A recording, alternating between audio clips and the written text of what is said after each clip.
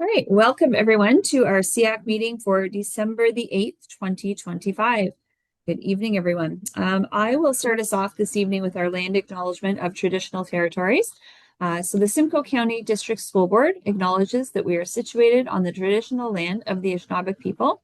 The Anishinaabe include the Ojibwe, Odawa, and Potawatomi nations, collectively known as the Three Fires Confederacy. We are dedicated to honoring Indigenous history and culture and committed to moving forward in the spirit of reconciliation and respect with all First Nation, Métis, and Inuit people. Okay. All right. So next up on our agenda is our statement of beliefs, which, sorry, give me 1 second and I will read that as well. Not seeing. Okay. All right. Okay. So our statement of beliefs. So based on our belief in respect, leadership, integrity, collaboration, compassion, student-driven services, and the right of all students to be included, we advocate that all students have equitable opportunities to learn and participate in inclusive school communities. They are supported in developing and maintaining relationships and participating in freely chosen activities and groups that result in a sense of belonging. Students' unique learning styles are recognized and planned for in a caring and sensitive manner, enabling them to participate with dignity and respect. Students' strengths and special education needs are identified and responded to early, as this is paramount to their growth and development. Based on best practices and research, the Scdsb will adopt proactive, innovative practices to promote individual student capacities and gifts while addressing their special education needs. Education services are delivered using a collaborative and flexible process centered on the strengths and needs of the students, inclusive of family, school, and community, and based on the best learning outcome for the student. The student's voice is key to all decisions made on behalf of and with the student. Okay, so next up on our agenda, we have the roll call. So we do have regrets this evening from Amanda Burton, Megan Suggett, and Annette Cole. I would like to welcome our guests this evening as well, Ann Miller, Behavior Analyst, and Megan Morrissey, Family of Schools Consultant. Thank you for joining us this evening. And then I do want to introduce our newest member as well. Catherine Horlings is taking over for the spot representing Simcoe Muskoka Family Connections.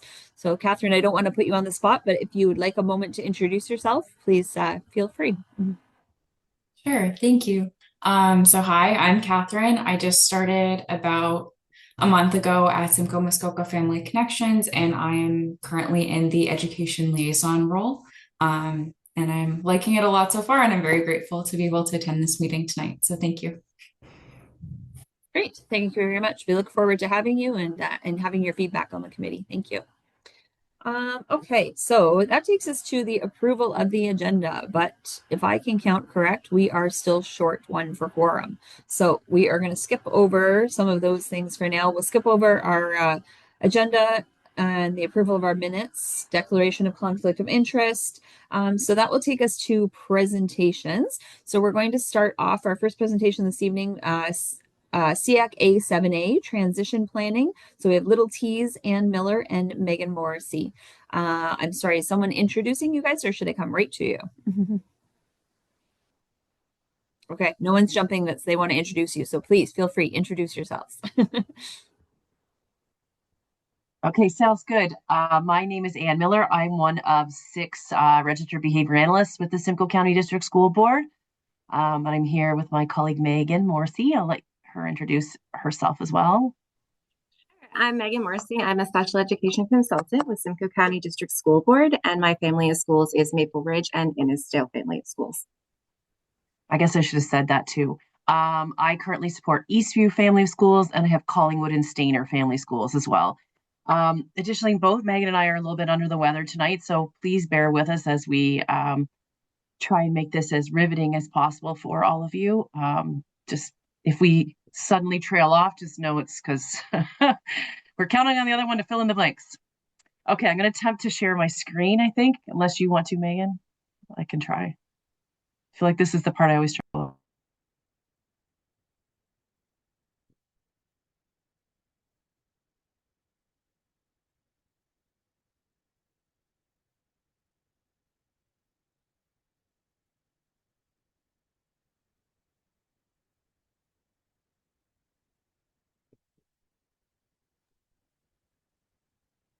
Can you see it on the bottom there? Oh, perfect. Sorry, thank you. Okay, I'm trying to make it bigger, but it's not cooperating. You can see it though. I guess it won't let me present in presenter's mode. No, Megan, you're shaking your head no. I don't think so. If you go from beginning, it should. Yeah, I tried. Oh, there it goes. Everybody can see that now? Okay, I honestly was trying that, but like I said. Okay, so thank you for having us tonight. Megan and I are here to talk about transitions within the Simcoe County District School Board. We're going to talk specifically about PPM 140 and PPM 156 from the ministry. Our learning goals for this evening are to understand the importance of planning for transitions for students with special education needs, an awareness of PPM 140 and PPM 156.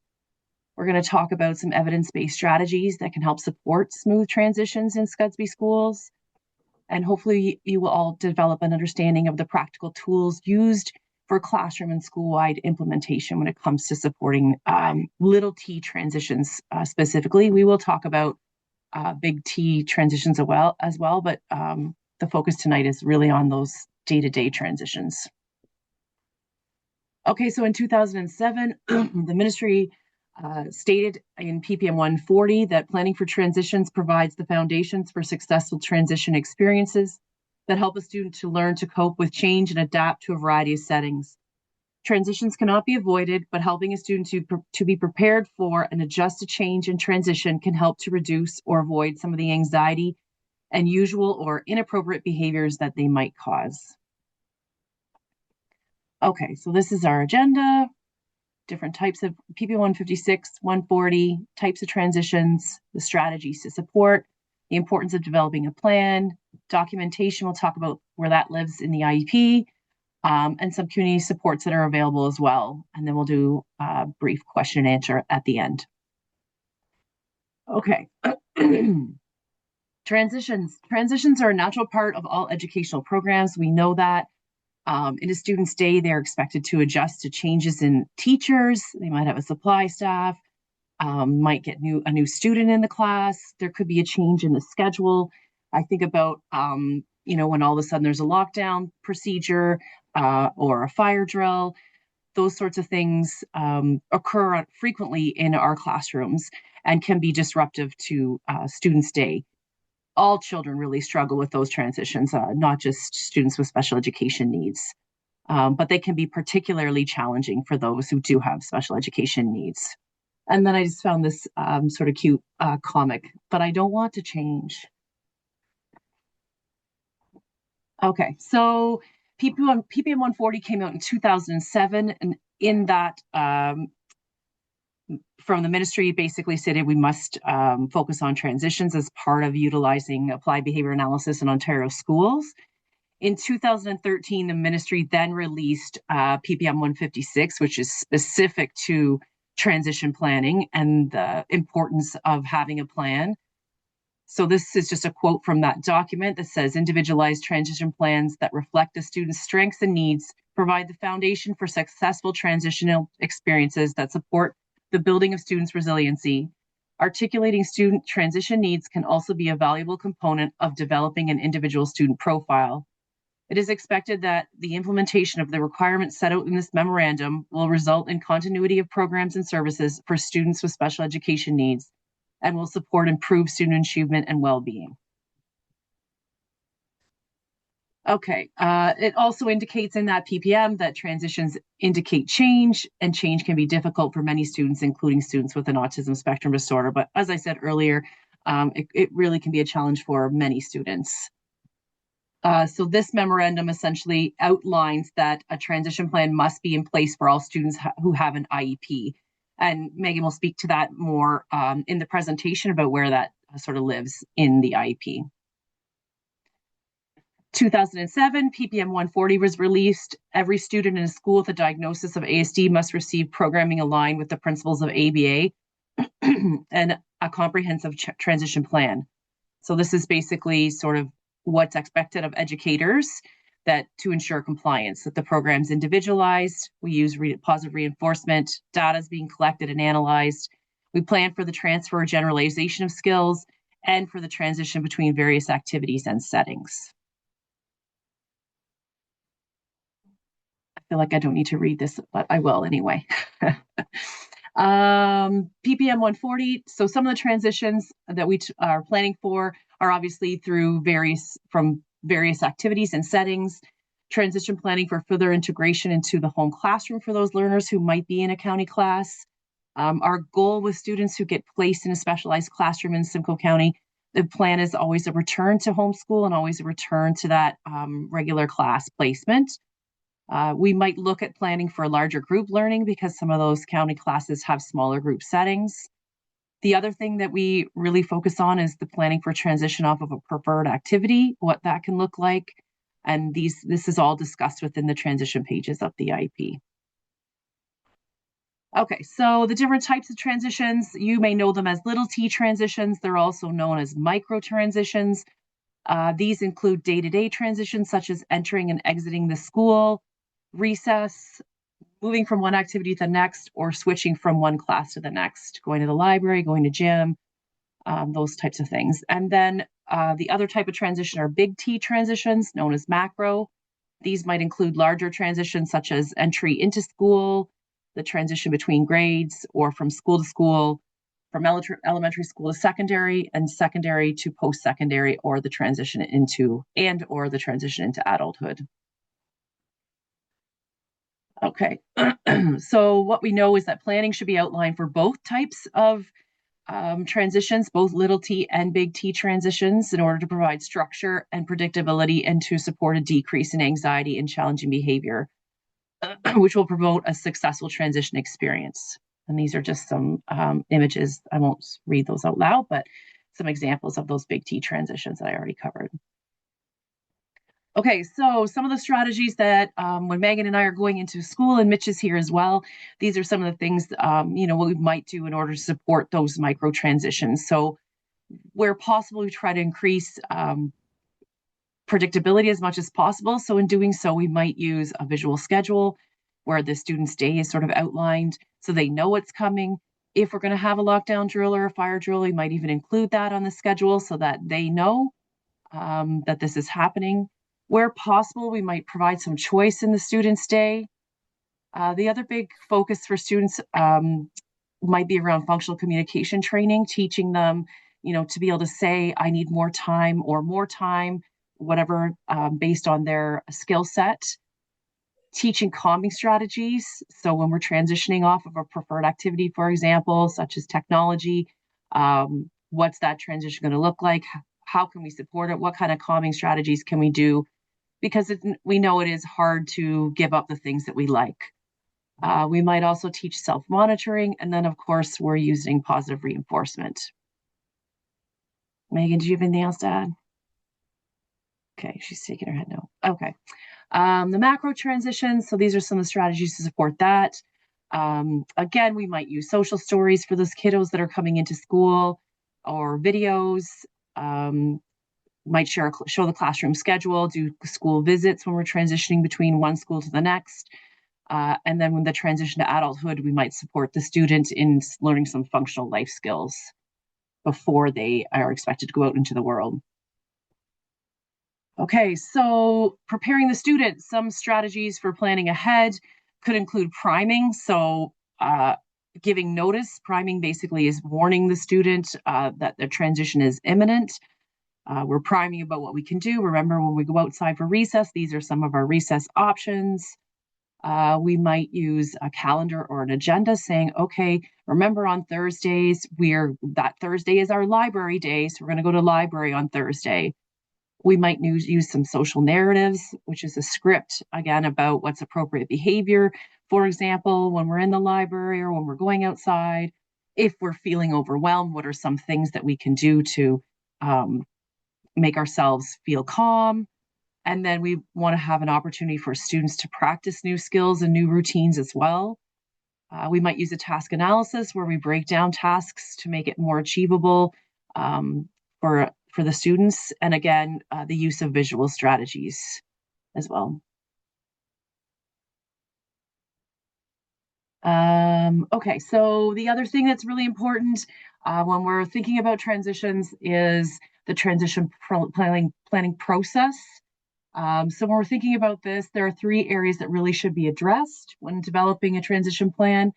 And they could include anything from physical or social, emotional, and learning needs. There's a nice little image on the left-hand side that talks about, I like the way it breaks down the process. I hope you can see it on your screen. I'm sorry, it's not super great quality. But initially, the first step is really establishing that transition team, who might be the people that know the student the best.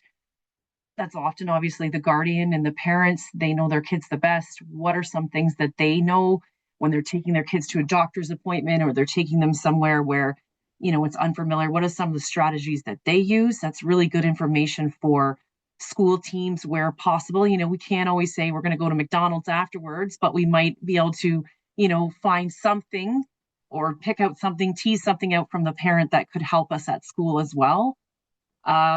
Then we want to assess and identify what are those transition needs, who is going to be able to help, what are the times of day when transitions are most problematic. Certainly, the crux of my work as a behavior analyst is really for those students that have a hard time giving up, sort of their preferred activities.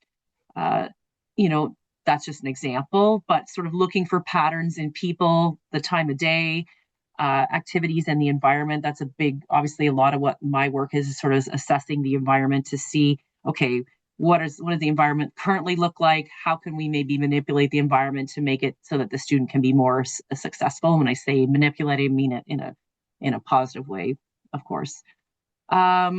So Megan will get into this in a minute, but we're going to develop some SMART goals that are then embedded into the student's IEP. We might obviously include those strategies that I talked about earlier. And then I think the big piece is really important is monitoring students' progress. And that's obviously something I do in my work as well. Whenever I make a recommendation, I want to be following up to see if that, are those strategies successful or not for that student? Are they helping improve their ability to transition throughout the day? Okay, Megan, I'll mute myself. No problem. Sure. So just kind of going into a little bit more of a deep dive about what that IEP transition page looks like. And as Anne said, with PPM 156, it does state that a transition plan must be developed for all students who have an IEP, whether or not they've been identified as exceptional by an identification, placement, and review committee. We all know that as an IPRC, and including those who are identified as exceptional solely on the basis of giftedness. It is developed as part of the IEP with school teams in Simcoe County. We do work in collaboration with the entire transition team. So that could obviously, as Anne said, be the parent guardian, the student where it's appropriate. We do find it's very important to have their voice included in those developments of plans, because we always see more success when students' input is taken into consideration. Sometimes the principal will be coming, the classroom teacher, the CERT, any community agencies, and then other boards support staff such as Anne and myself and our teams if we are involved. So the IEP transition page is a separate page on the IEP. It is reserved specifically for transitions and planning. It can be related to micro, macro, or a combination of both transitions. We often see coming into school, activity to activity, class to class, recess to class, and then obviously those bigger transitions, especially from elementary to secondary school, because we recognize how big of a transition that is for all students, but particularly those with special education needs. They go from a building where a lot of people know them and their needs, and they're going into a whole new environment with whole new staff and different routines, and that can be really challenging for some of our friends. It can be updated throughout the year to meet that student's individual needs. So a lot of the time, maybe our students have mastered a specific transition and then something happens and all of a sudden they're not. It is okay to go in and keep updating that to make sure that it is the most accurate and meeting their needs. On the flip side of that, sometimes we have the best plans and they don't quite work, and we need to go back to the table and revisit. And the transition page does give us the opportunity to do that as an IEP as a working document. As I mentioned, it is a collaborative approach with all members of the team, and it does clearly outline timelines and responsibilities for that goal. And if you could hit the slide. So this is just a very kind of baseline example of what that might look like on an IEP. So as you see, it has the type of transition. So this particular goal is from class to class. And the student will transition from one learning space into another, and definitely specifies what time period that would happen in. Actions required. So for this student, it was providing verbal and or visual prompt to prepare for that changing classroom. And it does outline who is responsible for it and the timeline of when that transition would happen. So obviously this would be a daily transition. Sometimes it could be a weekly transition, monthly, or it could be obviously from elementary into secondary.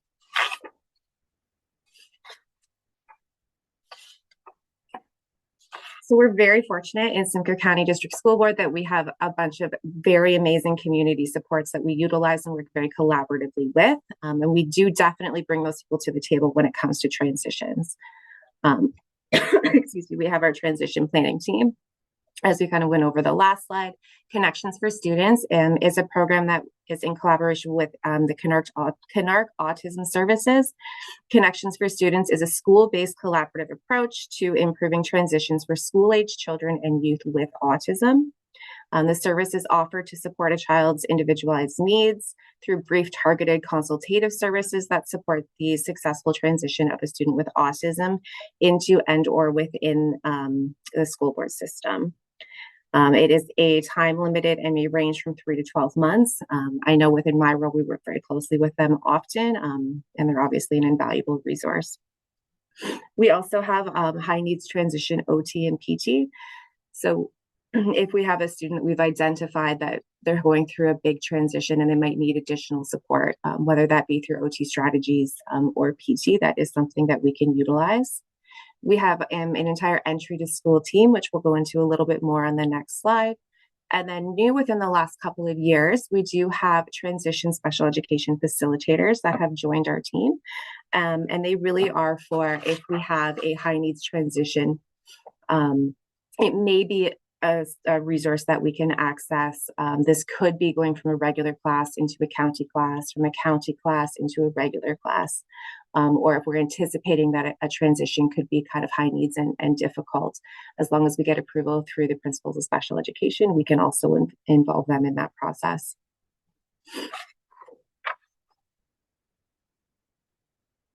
And I won't read this entire slide for you, but this just does kind of outline some of the community supports that we work collaboratively with, specifically with students who are coming into our schools through junior or senior kindergarten. We have the resource consultant program. We have through Empower Simcoe, the infant child development program, and then the York Simcoe Autism Network entry to school program. Within Simcoe County, we work very collaboratively with them, and they provide us invaluable information and resources for some of our highest needs transitions as they're coming into school for the first time. Obviously, that's a very challenging transition, both for the student and for the family. So anytime that we can involve them in that transition planning process, we certainly do that.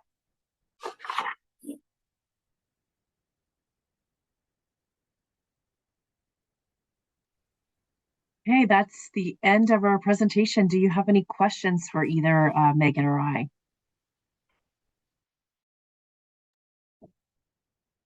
Thank you so much, team. Can I bug you and ask if maybe you could take down your sharing and then we can see people and I can see if anyone has any questions for you.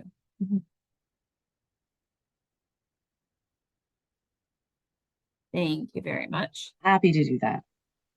All right, now I just see Greg's face down there. I don't know what's going on in mine. Oh, there we go. I just had your face big on my screen for a minute there, Greg. I don't know what happened. All right. Do we have any questions or comments from the group? All right, and then jumping out, transitions is definitely something this group asks about a lot and talks about a lot. So we really, really appreciate your presentation. I was thinking along the way that I've been on this committee for a long time, and I feel like we've come so far in our transition planning, and we've realized how many more things are involved, and those little T's have come such a far way, and I feel like the big T's have come a long way as well for not just special education students, but all of our students. If I think about our secondary school transition. I feel like it's grown so much. I've had a couple of kids go through the system and graduate, and even just seeing the differences that they went through and now seeing what's happening now, it's really unbelievable. And that's so great because these type of things benefit everyone. I think is what we always end up talking about in all special education things, but this type of transition planning and prepping, it really benefits all of us, right? We all struggle with transition. I don't think there's anyone really who just does change smoothly all the time, right? It's hard for anyone. So any prepping and anything like that is going to help all of us. So that's great. So thank you very much for your presentation, and I hope you both feel better. We'll set you free for the evening. We won't make you stay with us when you're not feeling well. Thank you, Brandy. Appreciate it.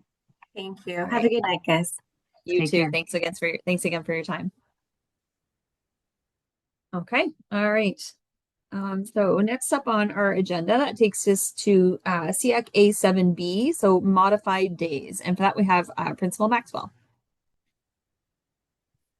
Okay, I'm gonna get my screen isn't working for sharing, but I think Greg is gonna do that for me. Thank you. So modified days, so the guiding principle. So Greg, if you want to move to the next slide there.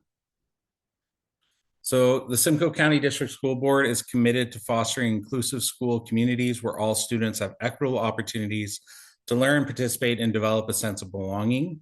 We recognize and plan for each student's unique learning styles in a caring and respectful manner, ensuring dignity in all aspects of education by identifying and addressing student strengths and special education needs early. We promote growth and development through proactive research-based practices that celebrate individual capacities and gifts. Our services are delivered collaboratively and flexibly, engaging families, schools, and communities to achieve the best outcome for students. Above all, the student's voice remains central to every decision, reflecting our belief in respect, leadership, integrity, collaboration, compassion, and the rights of all students to be included. So what is a modified day?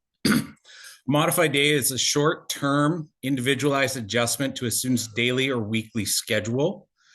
It may involve reducing the number of hours during the day, or maybe the days that the student attends school, and is only considered when a full day is not currently appropriate due to the student's unique needs. The goal is to support the student's well-being and learning while working towards a successful return to a full schedule through collaborative planning with the school, the student, and family all together working towards that goal of the full day. So when do we consider a modified day? So a modified schedule may be considered under the following circumstances. So modified school day may be considered when a student has medical, therapeutic, behavioral, or social emotional needs that temporarily may require part-time attendance. This adjustment is designed to support the student's well-being and learning while planning for that gradual return to a full schedule. It can be considered when a student is struggling with demands of a full day despite receiving supports and accommodations, or the student requires access to treatment from an external agency related to a documented disability or health condition, and that treatment is only available during school hours and outside of the school day. If, for example, many of our students with ASD may attend a ABA or IBI program throughout the school day in order to support their own learning outside of the school. It's also around transitional planning, where it may be a reintegration or entry to school. Many families initiate it when they are, maybe a student is starting JK and they're not quite sure if they need to, how the student will do on the first part of that. So what is the process around the modified day? Really, it starts with the family and the school principal and educators all working together to develop a plan for that student based around their needs and with the hope of getting to that successful full day of schooling. And whenever we do this process, it is something we document in S&C, which is then shared with our, so a Strengths and Needs Committee meeting, which is then shared with our families. Whenever we initiate, whenever we initiate a modified day, it's always, there's ongoing monitoring that's happening. So the principal will review the student's progress with the school team and family to ensure that the plan remains effective and that the student's on track to eventually, or hopefully in a short term, to resume a full schedule as soon as appropriate. And families are also encouraged to reach out to the school principal if they have any questions or concerns, if they feel any additional supports are needed. And then the school superintendent is also responsible to make sure that the school is available to assist.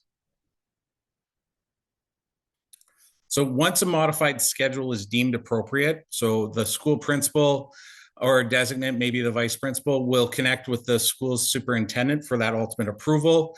And then along with that is that transition plan that would be included prior to that, before beginning that modified day. So the Simcoe County collects information from the school administration. It's reviewed by myself and Megan as the principals of special education, or it may be reviewed by the mental health team, depending on the needs of the student. And then finally, it's the superintendents who approve that modified day. Couple points just to kind of clarify. So one thing is around attendance. So students who are on a modified day, they are not negatively impacted, or it doesn't negatively impact your child's attendance, and it will not show on the report card. It's always intended to be a short-term plan to support your students' or child's needs, with the goal of returning to full day as soon as possible. Really, the one thing is your voice or the family's voice is central to those decisions. So the school team will work collaboratively with families to ensure the plan reflects the child's needs and promote success. And then impact and collaboration. We as a school community also recognize how a modified schedule may impact our families' routines. So we always work closely to make sure that it minimizes disruptions and makes decisions together in the best interest of the student. And with that, I'll take any questions. Thank you very much. Okay, do we have any questions? I have several. So, Jody, sorry, go ahead. I didn't see you. Trustee Lloyd, please go ahead. Thank you for the update. And just a question of how frequent does this occur? Like, what are the percentage of our students that would be on a modified program or would in the course of a year be on modified days? So I don't have that number in front of me. I would say it's actually very small. I would say maybe 3 to 4% at most, and that may be high. I would say when we look at it, usually it's more students who are involved in IBI training or ABA training that they're doing outside of the school community. So those ones are the ones that are more common.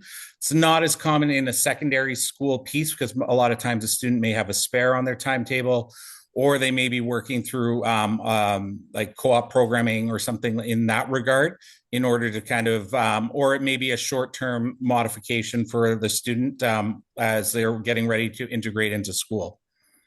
Okay, thank you. Thank you very much. Any other questions? I have a question. Yes, please go ahead. Thanks. Oh, sorry, Kristen. Now I see your yellow. Sorry, I didn't see the That's okay. hand. It kind of blends in. It's fine. Just a question. You talk about the medical needs, and this is more curiosity than anything else. I know there was a time where it was across the province, and so I don't know the details in Simcoe, but there were some challenges for kids who required RN nursing in school. Sometimes they couldn't get the shifts filled, and those kids then couldn't attend if it was T2 feed or whatever. Is that something that we're still experiencing? I know it was higher sort of immediately post-COVID. Do we ever have those issues where we don't have staffing? At this point, I've only been in the job for about 4 months, but I have not really encountered that at all this year. Excellent. That's great news. Thank you. And I can jump in and say that I concur with that and haven't experienced that at all either. Fantastic. Great, thank you.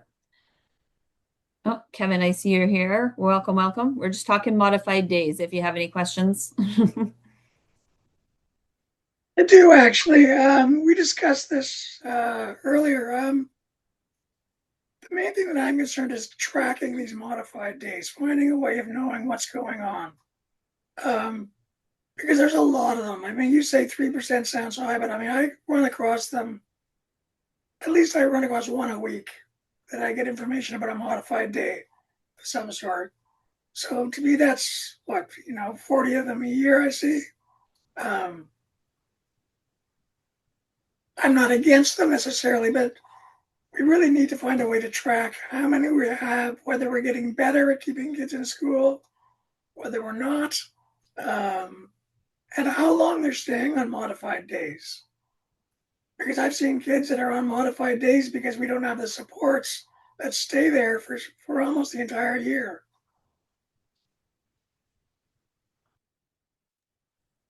Thank you, Kevin.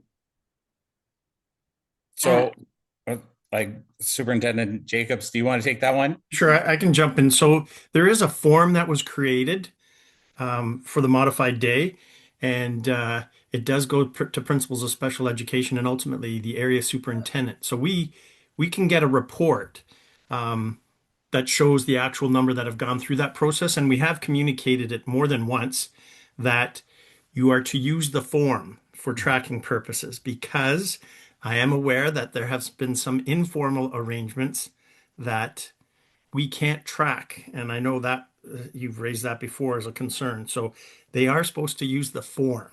And so whenever we've got questioned, we redirect them to the form so that, because there's a certain approvals. It has to be approved by a principal of special ed and the area superintendent for that school. But we just keep redirecting them to the form. So please, if you're in your discussions and modifying the day, we need to make sure that, because the parent participation and approval is part of that process. So we need to make sure they're using the form. Go ahead, Kevin. So that means by the end of the year, we may be able to get some raw data as into how many we think we have. Yes. Yes. Yeah. I mean, I know it's that this form is relatively new, and it takes time to get things up to speed. But it would be nice if we could get a report to figure out how many there really are in any given month. Yeah, no, that sounds good. And I know, well, I'm relatively new, Megan, Lori, and now Tyson joining our team. The forms, we've created a lot of forms in our last year. And again, it's just so that we can keep track of things and streamline when we get questions like this, because I don't believe it was formally tracked before. And we want to be able to answer that question when it comes up. Would it be possible to see what that form looks like? Yes, I'd have to get it in a. Not tonight, but just bring it back to us or email it out or something. Yeah, I'll have to figure that out because it's one of those Microsoft forms. So you fill out a section and then it goes to. I should be able to get something that shows the types of questions that are being asked. Yeah, just so we had an idea of what you're actually asking or tracking. Okay. Thanks. Thank you. Yeah, the tracking was one of the parts that that I had wanted to ask about too. I feel like we need to have a much better system of tracking. I feel like we need to have a formalized, right? It's funny when when Principal Maxwell, when you said 3 to 4%, I quickly did some math on 58,000 students. That would be over a couple thousand students on modified days. So I really hope that that's not the number that we're at. I'm sure we're at a much lower one, but that's kind of my point right here. I feel like if this group doesn't know the answer to that question, that's a really big problem. That means we're not doing something right. And I think we're all on the same page in agreement that needs to change and that we're on the right track. But I think that's a really big one. I honestly, when I started looking at this, I know Superintendent Jacobs and I have spoken in detail about it, but I am really quite surprised and shocked that we don't have policies and procedures regarding modified days. As far as I'm concerned, we need to have a policy and then an APM that would go along with that. Because, like I said, I seem to have a lot of questions. I feel like, we've got this forum now is great. It's a great start, but I feel like all of these things need to be down and need to be formalized, that we need to, the fact that we need to have superintendent approval. we should have parent approval. Is it set right now? One of my questions was, do we have to have a parent signature? Does the parent have to agree? Because I think that's an important part too, that sometimes parents don't understand that they don't necessarily have to agree if it's one suggested on the school's part, right? There's a lot of different angles to look at this and so many different reasons why students could be on a modified day that I really think we need to get into things a lot deeper that way. So I guess my one main question there was, would parents have to sign? Is there something that they would have to sign to agree to a modified day? So there's no signature at that point. That's where that S&C documentation becomes really important, where it would be documented and then parents would have a copy of the minutes from that S&C. Okay. I do have another question, but I'm going to come to Principal Francis. Maybe you're answering some of the things I'm talking about anyway. Go ahead. I can try because I just pulled up my report for how many approved modified days we have for the board, and currently we have 130 for the entire board. So if that answers that question, that number is really quite low. Yeah. Okay, thank you very much. And again, I guess those are all different, right? Like those would be so many different reasons. I feel like there'd be so many different reasons why a child could be on a modified day. Okay, and then so we don't have a policy and we don't have an APM. Do you have some kind of internal guiding document if a principal is dealing with this for the first time or something, where would they turn to find the procedure that they should be following? Maybe Superintendent Jacobs, did I come to you for that one? Yeah, so we've talked about it with the senior team. It's been communicated through the Monday message, which goes to all school administrators in terms of the process of the modified day. Some emphasis was placed on parent approval of it, as well as the approval of Principal Spec Ed and the area superintendent. So if the parent's not in approval of it, the principal, the school principals, if they're not, because they're the ones that initiate it, principal special ed, and even the area superintendent has to hit approve before it's an approved modified day. Okay, thank you. The other thing I wanted to ask about as well is kind of an unofficial modified day. That is what I had been receiving calls from parents, and it was more and more, I would say, over the last couple of years than I've ever had before, of an unofficial modified day, that parents are being called repeatedly to pick up their child when the school doesn't feel that they can handle them during the day. I heard calls from parents who were on the verge of losing their jobs and just people who couldn't really handle the situation and were really trying to find a better solution to the problem.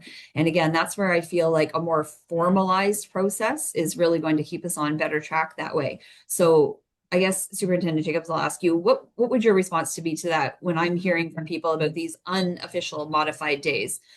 What would your response to that be? Yeah, so that's where the parent could reach out either to the area superintendent or they could reach out to me as well because we have a special ed team that would work with the school to find out what strategies can be put into place so that we're not always sending students home because that shouldn't be happening. But we have consultants and facilitators in every area. We have a lot of staff that we can support the school, but they have to reach out to us. And that's why we've sent out multiple messages about around the modified day form and that process, but also just for referrals, like referrals, schools can put in referrals kind of proactively so that we can get strategies put into place so that, we're not just sending kids home every time something happens, right? Great. Okay, thank you. So can I make a request? Sorry, Kevin, I do see I'm coming right to you, I promise. Can I make a request? Can I request that this report be brought to the Board of Trustees, not just in minutes from Seac, but can we have this report at the table so that we could discuss it as a group there? So the presentation or a report brought forward to the Board of Trustees? Either one. I would like to have this modified day discussion at the table. I really believe that we need to have policy regarding this, and I think that's something that needs to be discussed at the trustee table. Okay. Do we need to do a motion for that, or we don't need to? We Right. could, if we could, as I was just asking, I could do a motion, but I was asking Superintendent Jacobs if we could, if you would agree to bring us a modified day report to board. Okay. Okay. Yeah. Um, so we'll put it on. Are you talking for next week for the December? No, of course not. No, Oh, just okay. maybe like wherever it fits appropriately to program, something like that. Like I said, I just feel that this needs to be a discussion that happens at that table as well. Okay. Chair Uh, Rafik, it might be worthwhile to have that discussion with the chair of the program committee who can facilitate the agenda. That might be a more appropriate way to discuss this. Okay, perfect. Sounds good. So okay. we can do that after then, Yeah. Superintendent Jacobs. Okay. Okay, thank you. All right, sorry, Kevin, please go ahead. My mute button is not working. In regards to bringing it to the board, I do believe that for in our next meeting, we should formalize a recommendation to the board to develop like a formal APM on this subject coming from Seac, which I don't even know if we have quorum tonight, but we can have it set up a motion that we can vote on in January, which can get to the board before their meeting at the same time you might be presented. Okay, yep, we could do that, yes. And now that you mentioned that, we didn't have quorum, but now that you're here, Kevin, we do, which I am gonna go back and when we finish this topic, I was gonna backtrack on our agenda a little bit, but thank you for that. Oh, sorry, go ahead. Yep. Either the parents are supposed to be brought into this process, but if they're not in agreement, it has to go through 2 more stages to become official, essentially. Yeah. Yes. So it would go to principal of special ed. So they preview it. If they have any questions, they reject it. They will respond with whatever is might be omitted. If they see that it's everything's in place and the question, it's parents are in approval, they don't see any problem with the request for a modified day, then it goes to the area superintendent of that school, and then they are supposed to review it before approving it as well. What if the parent does not agree?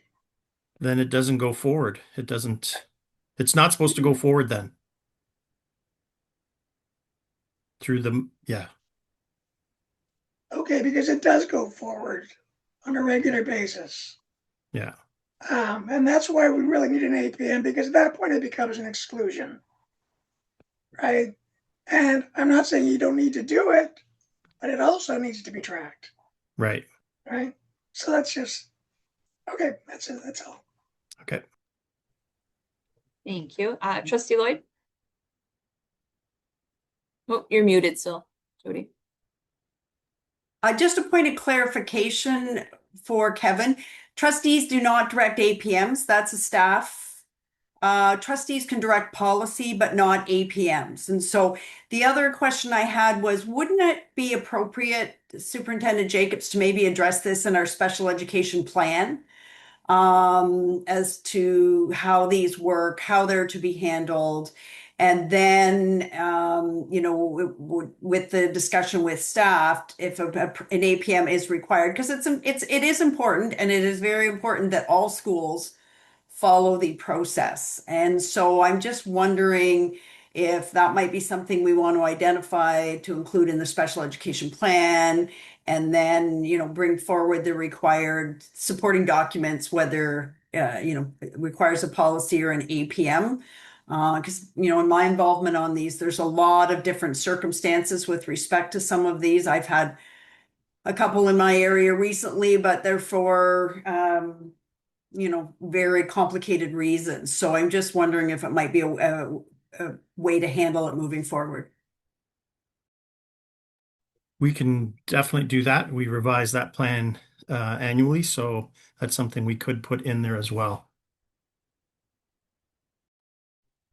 Great, thank you, Trustee Lloyd. Yes, Superintendent Jacobs and I had talked about this quite a bit, and that was one of the things I had said before as well. I think we both said that we were surprised, and we went through when we started talking about it that we didn't have it in there already. So there's so many things that are involved in special education and education in general. And I think, we're constantly improving and as a board and constantly improving as a group, right? And we go along and we run up against these things and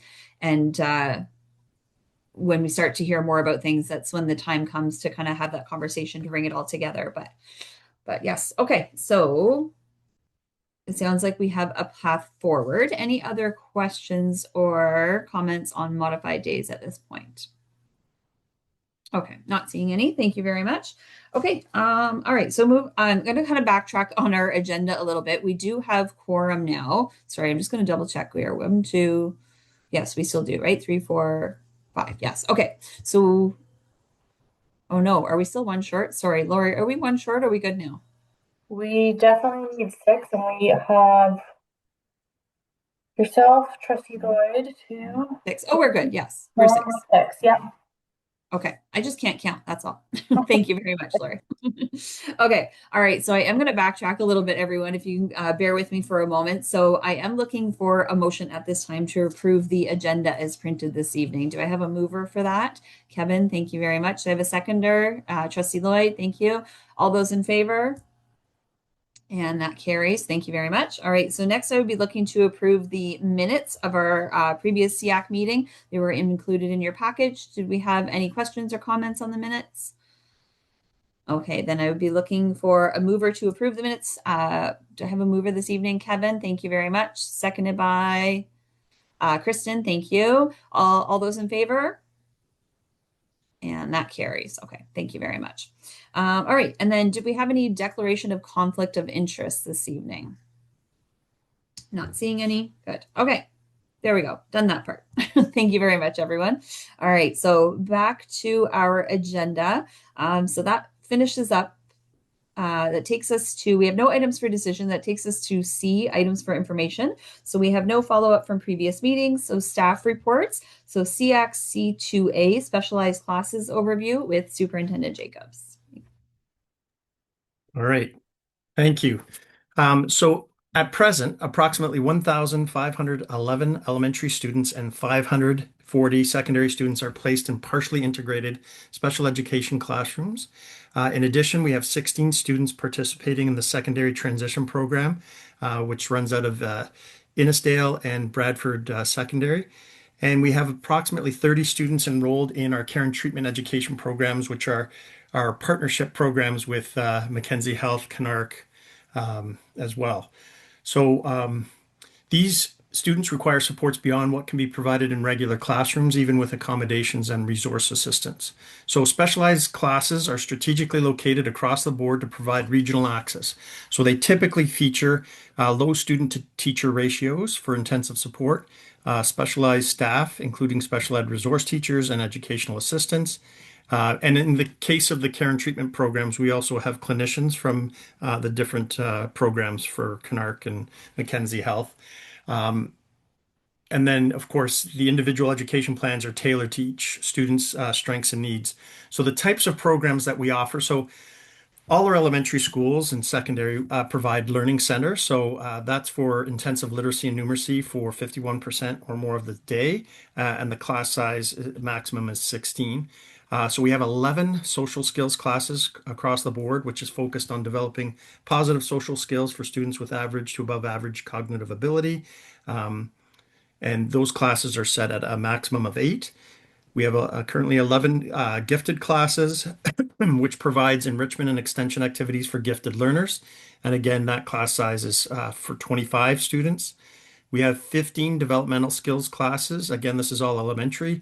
And that supports students with intellectual developmental disabilities in literacy, numeracy, social skills, and vocational. And those class sizes are set at 10. And those class sizes are outlined in the Ed Act. Then we have autism spectrum disorder classes. So we have 13 of those. So that's intensive programming for students with significant needs in communication, self-regulation, and social skills. And those class sizes are set at 6. So again, in the secondary, there's a lot of mirroring. So the Learning Center is in all of our high schools, and those are set at 16 students. We have 24 life skills classes again, focusing on communication, vocational training, community awareness for students with developmental disabilities. Again, those class sizes are 10. So in elementary, we would call developmental skills. In secondary, they're referred to as life skills. ASD classes in secondary are also capped. So we have 6 of those classes, and those are capped at a maximum of 6 students. So they're similar to the ASD programming in elementary. And then we have the 2 transition programs.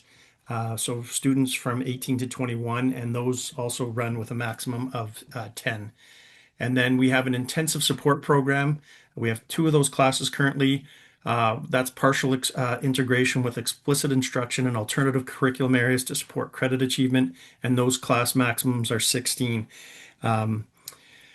The care and treatment education programs are also known as CTEP programs. So they were formerly called ECPPs, and then they seem to change them every year, so it's hard to keep track. And then they were commonly referred to as section classes. So again, we partner with New Path, Canark, Mackenzie Health, Cedar Heights. So these programs integrate therapeutic services and with the academic instruction for students with complex needs and mental health needs as well. So the impact and collaboration. So these specialized classes provide safe, supportive environments where students can develop academic, social, and life skills. They reduce barriers to learning by offering access to therapy, assistive technology, and community-based supports. Collaboration with health and social service partners is essential to ensure continuity of care and holistic support for students and families. So our next steps as a designated growth board, the Simcoe County District School Board recognizes the increasing demand for specialized programming to support students with exceptionalities. To meet this need, all newly constructed schools will be designed to include a county class as an integral part of the facility. So this proactive approach ensures that students requiring intensive support have access to appropriate learning environments within their local communities. So Tyson, Megan, and I, we meet with facilities. So on any new builds, learning centers are incorporated into the design of all the in the design of the building, and we are putting county classes in on all new builds. So, for instance, Horseshoe Heights was one of the most recent new builds. So we did put an ASD class into that school, and then not next year, but the following year, 2027, we're expecting to open 5 more. So they will all have a county class of either ASD or depending if it's elementary, secondary developmental skills, or sorry, elementary developmental skills or life skills in secondary. So moving forward, the board will conduct comprehensive needs assessment using current demographic and enrollment projections to determine the optimal placement and configuration of these classes. So collaboration with the facilities and capital planning teams will be essential to incorporate these specialized spaces such as sensory rooms, calming rooms, and accessible features into architectural designs from the outset. And so in addition, staffing plans will be developed to recruit and train qualified educators, educational assistants, and child and youth workers to support these programs effectively. And partnerships with our community agencies, including New Path, Canark, and Mackenzie Health, will be strengthened to provide wraparound services that complement these classroom instruction. So, for instance, I believe I mentioned at Seac before, we have the 2 classes that are elementary, supported by Mackenzie Health, but we don't have a class at the secondary. So we're really committed to opening a secondary class to support students once they graduate out of elementary. Another key thing that has come up in discussion is and I can't remember if I mentioned that SEAC. I'm pretty sure I've spoken to Brandy about it, is possibly looking at a name change or so that to take that ableist language out of the names. So looking at calling them possibly like a county class, let's say, based on the size of the class. So for instance, an ASD class could be a county class E6 or an S6, so which would be transitioning into that terminology for some of the names going forward. And I wanted to kind of plant that here to see if there's feedback, and it doesn't have to be in this forum, but just calling them the county classes based on the size of the class, just again to move away from some of that ableist language, because that has been brought to our attention as well. So, and with that, I'll take any questions. Thank you very much, Superintendent Jacobs. All right, any questions from the group? Oh, Kristen, go ahead. No problem. So you talked about the new builds, and I'm just curious, you talked a lot about the classrooms. Does that include accessible washrooms and everything linked in with those classrooms or in a nearby location? I'm assuming it's not just the learning environment that you're talking about for accessible. Yes. So, and it depends on which county class, and this is why it's important that we kind of get ahead of the design. The washroom being in the classroom is best. What we're finding in a ASD classroom, um, if it's more for life skills or developmental skills, yes, an accessible washroom, but in the vicinity, the near vicinity. Um, so that's something that so from the outset, we have to identify, is this an ASD classroom with the bathroom in the classroom? Or is it a DS or life skills class where it can just be out in the hall or something like that?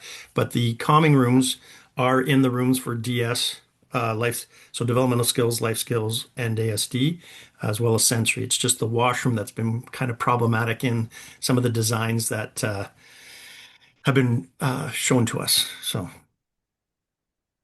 All right, thank you. Thank you. Any other questions? Okay, not seeing any at this time. Oh, Kevin, go ahead. Doing mental math, which means my numbers are going to be wrong. Um, that's almost 2.5% of our population is in county classes now, which seems to me to be a growing number from what we claimed before. Are our numbers going up as a percentage?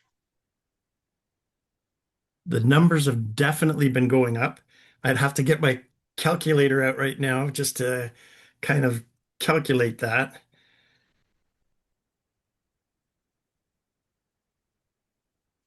Yeah, so it has grown up. It is I calculated, and I might be wrong, but I don't know if anyone else has their calculator. Yeah, it's like over 3% that are in the county classes. So and we Well, are I knock out the gifted program because I treat that as a separate type of, okay. brings it down to just about 2.5, I guess, or So 2.7. So the growth has been significant. It's been very apparent. We've discussed that we had a lot of movement from our co-terminus board here. We've had growth in group home activity, um, Children's Aid Society, Family Connections, DBCFS. We've had families coming from, different parts of the province, Thunder Bay, Ottawa, Niagara. Um, we are the group home growth kind of board as well. That's become apparent. So we have a number of group homes, and I know there are more group homes being built right now. Once again, I'm sort of like, I like the numbers, comparative numbers. Like, it would be nice to know what our percentage of the population is now going into county classes year to year. Because then you can, our board is growing. If we say, well, our county classes are growing as well, what is it in relation to your board size, right? Our special or our county classes growing faster than our population? Is really what we want to be able to know. So we can argue with the government saying, this is how much our population has grown. This is how many high needs kids we've gotten, right? In excess of. To convince them that maybe we need more money or more schools, more something, but we need numbers. Okay. Yes, I would venture a guess that our county classes and our children with complex needs, our children with special education needs are growing at a faster rate than our board overall population is growing. That is a guess I feel like I would be safe to venture. And so yes, those conversations surrounding funding are very important conversations to have, Kevin. I was actually going to bring some of that up under other matters, so keep that in mind, what you were talking about there. Okay. Any other questions about on the county classes? All right, not seeing any at this time. Thank you very much. Okay, so next up on our agenda would be committee reports, which we have done. So Seac member updates. So for the benefit of our newer members, we have a couple. So this section is just for our members. You can feel free to give an update on your organization. Maybe you have some events coming up or just anything that you'd like to share. Maybe you had something happening with the board, anything at all that you would like to share from your organization at this point is your time to do so. So having said that, does anyone have anything they'd like to share? Kelly, please go ahead. Yeah. Hi, Kelly from Empower Simcoe. So I just wanted to share that the Circles program is being run in for Scdsb schools across Barrie and Aurelia in the life skills classes. So Circles is designed to teach healthy relationships and social boundaries to youth. We still have some space on our wait list for more schools to receive the program in the new year. So currently, right now, Barrie North, Bear Creek, and Maple Ridge and OSS, we have the Circle programs running currently right now. I also wanted to let everybody know that the youth program is going to be offering a taste makers class, cooking class in Aurelia in the new year. It's $225 for a 6-week course, teaching basic cooking and kitchen safety skills. Barrie Taste Maker program also has a new location with an industrial kitchen. And lastly, the SIB shops for Empower Simcoe is going to be run on January 30th from 9:30 a.m. to 2:30 p.m. at 40 Fraser. It's a free event and lunch will be provided. Great, thank you very much. It's always really exciting to hear that you have room for more, that you can take on more schools. That's always really exciting to hear. I'm hoping that our special education principals noted that, and they can hook you up with some schools that would. They're both nodding, so hopefully they'll have some connections for you there. Wonderful. That's great. Okay. Thank you. All right. Does anyone else have anything you would like to share from your organization? No, it's going to be Christmas. Everyone's going to take a little break, right? From all these millions of things that we've had going on. Yes. Good. Okay. All right. So then that takes us to board member updates. I believe Trustee Lloyd has an update for us this evening.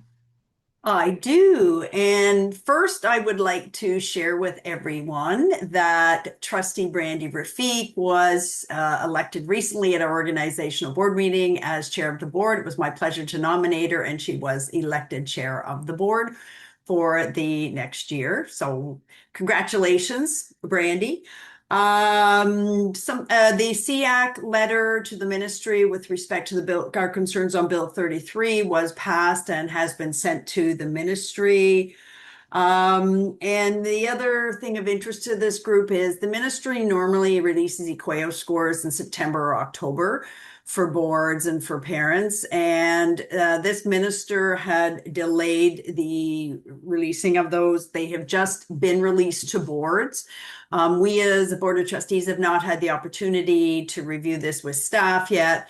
But we did make some gains in grade 3 and 6 language and in grade 9 math. Most of the other math was just pretty status quo with no significant changes, but we did see an increase in grade 9 math, which is a positive. So there will be more to come on that. As I said, they were just released, and so staff will be delving into those and then providing an update to the Board of Trustees in the coming weeks. And then there can be more shared here at Seac. So with that takes us, we have one more board meeting in December, and then we'll be breaking for a few weeks until the new year. Great. Thank you very much, Trustee Lloyd. Okay. All right. So next up, we have our golden buzzer. And oh my goodness, I'm sorry, I don't have it right in front of me. Principal Francis, go ahead whenever you're ready. Thank you very much, through you, Chair, to the committee. I'm always excited to talk about some of the wonderful positive things that are happening in our board. And over the past months, we've really seen the beginning of a collaboration between our board and the Simcoe Muskoka Catholic District School Board through our care and treatment education programs. And historically, we have always shared spaces in those programs. And as that funding model has changed, there have been some challenges with that. So we have worked through many of those challenges that have allowed a little bit of a new partnership so that as a board, we can be fiscally responsible and ensure that Simcoe Muskoka Catholic District School Board is providing funding for their students who are attending these programs.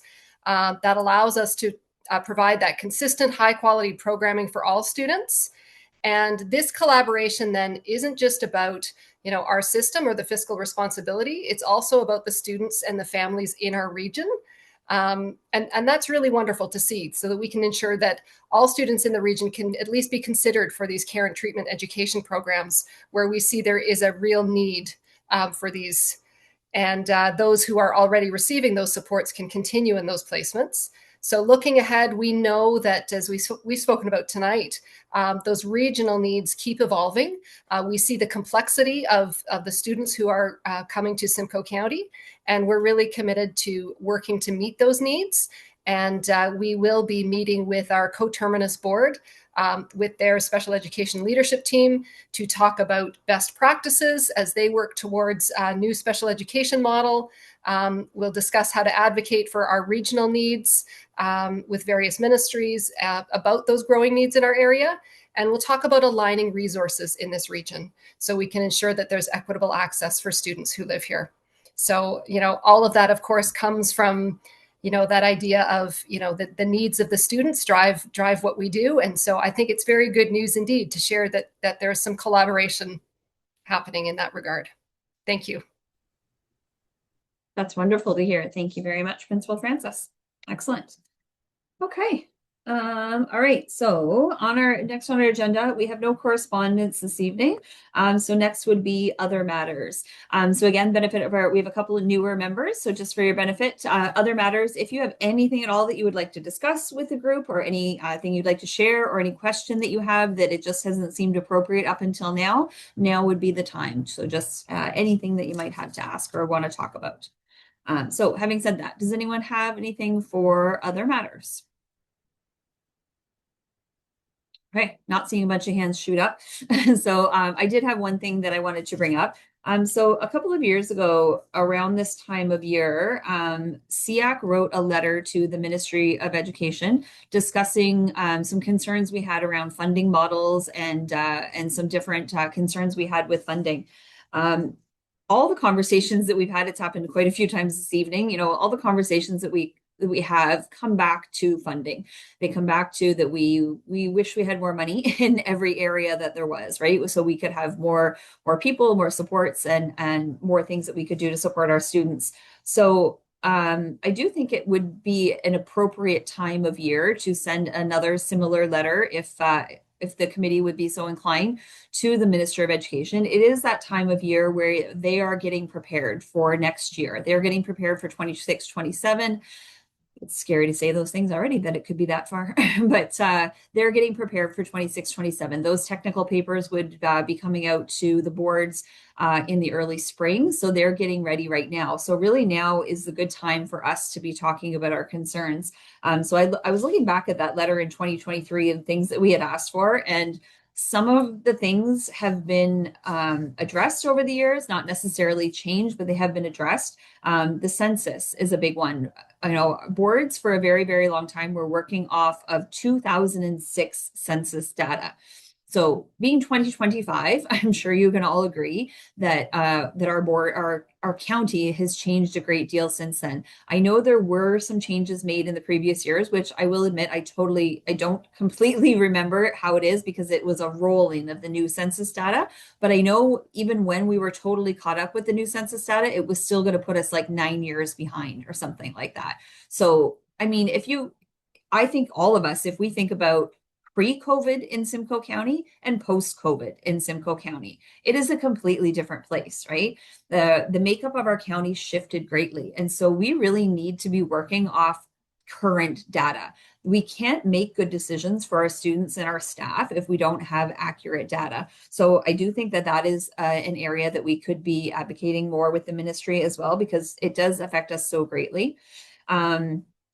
speaking of, like I said, of the pandemic, everything changed then in so many ways. I think we all have seen as well that we have had an unbelievable increase of students with complex needs coming to us since the pandemic. I'm not really sure. I think there's a lot of reasons of why that happened with the pandemic, but things have really shifted since then, and the funding has not really kept up with those needs. There was a lot of drops of funding after the pandemic of, oh, here we need this to catch up for a little while. We need this to catch up for a little while, but we need continuous funding to help our students for sure. Another big one is the accessibility. AOTA 2025 deadline is, I mean, we're almost done 2025, and we still have had no guidance from the government of where we should be with our accessibility standards. We know that we are supposed to be fully accessible by now, and we are just not. We have a lot of old buildings, and there's just no way that we are fully accessible. But we have not received direction from the ministry about that, and we also have not received any funding that would be enveloped to those changes at all either. Another one too that I know that is a great challenge for our board that Superintendent Jacobs, I was wondering if you could maybe explain it, speak to it a little bit, is the SIP funding. Again, there's been some changes in my years in Seac. SIP funding has changed. And so I was just wondering if you could speak to the challenges that our board is experiencing with that one right now. Yeah, so I was able to contract Chris Samus to help us with our SIP funding and looking at the different levels of needs that are in our schools. And compared to the 2018 numbers, which he was well aware of in terms of the SIP claims that were put forward, he said there were approximately 400. It's not quite finished, but we're around 1,450, I believe, right now. So that's an incredible amount of growth in terms of complexity from 2018 to now. So he's just kind of dotting the I's and crossing the T's, and then we submit that to the ministry. We're hoping to do that prior to the break, and there is this pocket of funding that the ministry has set aside. I believe it's something like 192 million, and then that will be divided amongst the boards. So we'll see. Okay, thank you very much. And then the other piece too that I think really fits in with this group is it's not just school boards that are underfunded. Everyone is. Every group that is represented here on this screen, you're all feeling that underfunding. And when you group it all together, it just becomes worse, right? When each of us are underfunded in different ways, it makes it harder and harder for us as a community to support our families and students. So I think that that's a really important piece of it too. We talked before about when we had the discussion about the importance of making sure local school boards still have a voice is because we're all so different, right? Simcoe County is a very different place than Toronto or Northern Ontario, right? And we all have our own needs, and they all are based on so many different things: the transportation in the area, the healthcare in the system, the organizations that are available, and what they might be able to offer, what partnerships they may have or may not have with their local school boards. All of those things would really change so many things. So again, I think that would be another thing that we could address with the ministry as well, is that all of the organizations that we work with are all experiencing being underfunded and not being able to work at their best capacity. So I don't know what anyone else has to say about that or think about those things, if that's something that the committee would be interested in doing. Trustee Lloyd, please go ahead. Thank you. And to the group, I thought it would just, in response to a couple of things Trustee Rafik said, it was announced recently that the Simcoe County Muskoka Catholic District School Board was granted $2 million to work on accessibility. And unless I'm mistaken, I don't believe our board has received any such funding to assist with accessibility. So I think that might be interesting to focus on. The other thing I think it's important for people to be aware of, normally the ministry, before they release student grants or student funding, do a consultation. The Ministry of Education does a consultation to find out what the needs or what the wish list is within the education sector. And this new Minister of Education has chosen to pause this. So he has not consulted with anyone within the education sector in advance of the release of the funding for schools this year. So it might be a very opportune time to send the letter, since we weren't given that opportunity to provide feedback or input this year with respect to that. But certainly there is a lot of communication provincially right now with respect to special education, the challenges, the increasing complex needs the boards are seeing across the province, and the real lack of funding and investment in special education that this government has made. So I think there is the opportunity there to maybe focus in on a few things and to address it, since we weren't given the opportunity to provide feedback otherwise to this new minister. Thank you very much for that, Trustee Lloyd. And yes, I will confirm I had an invitation as the chair to a consultation, a budget consultation, and it was canceled. And we were told that no new date is being provided at this time. So that was an unfortunate email to receive.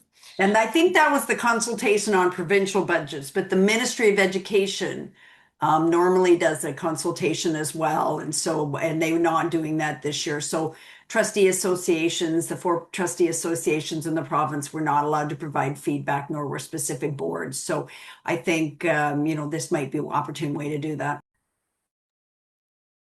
Great. Thank you very much. All right. Any other feedback, thoughts on the matter? Okay. I'm not seeing any at this time. Okay, but at this time, I believe that I am going to introduce a time-sensitive motion. I am going to move that the chair of the SCDSB Seac write a letter to the Minister of Education discussing concerns and recommendations regarding special education funding. Do I have a second for that? Kevin, thank you very much.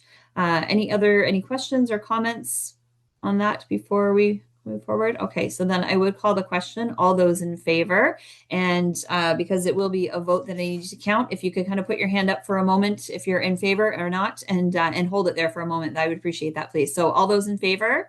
Thank you. So I will say 1, 2, 3, 4. All right, well then that carries. Very easy to count. Thank you. Excellent. Okay. All right. So moving on in our agenda. So sorry, do we have no other matters? Nothing else anyone wanted to discuss before I move on? All right. Not seeing any at this time. Thank you very much. Okay. So then that takes us to notice of motion for next meeting. We probably don't have that because we kind of just did that. All right, so then that takes us to adjournment.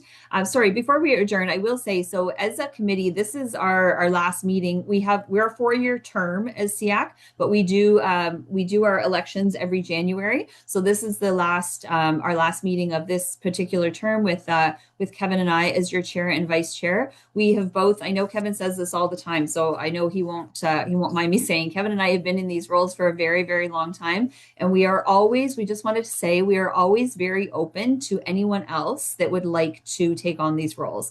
We're always happy to do things, but we definitely don't feel like we need to be here. If anybody else is interested in wanting to take over the role, we'd be very happy to step aside.